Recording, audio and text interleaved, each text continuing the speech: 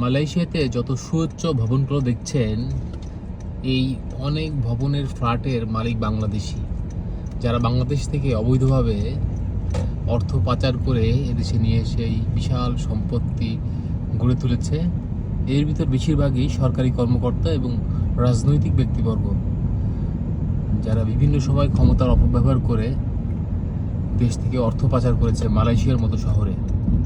এখন আমি আছি কুয়ালালামপুরে। এখানে পুলিশের সাবেক আইজিপি বেনজির আহমেদের দুটি ফ্ল্যাট রয়েছে। একটিতে তার মেয়ে থাকেন, একটিতে তিনি অবস্থান করছেন বর্তমান সময়, যতটা জানতে পেরেছি। এছাড়াও লোটাস কামাল সাহেবের একটি ভবন আছে দেখতে পেলাম। এছাড়াও বহু রাজনৈতিক ব্যক্তিবর্গ এবং সরকারি কর্মকর্তা কর্মচারীদের ভবন রয়েছে এখানে। অনেকের ভবন রয়েছে, অনেকের শুধুমাত্র ফ্ল্যাট রয়েছে এবং খুব লাক্সারিয়াস ফ্ল্যাট যেগুলো, সেগুলো রয়েছে। তারা এই টাকাগুলো অবৈধভাবে বাংলাদেশ থেকে মালয়েশিয়ার মতো এই উন্নত শহরে নিয়ে এসেছে।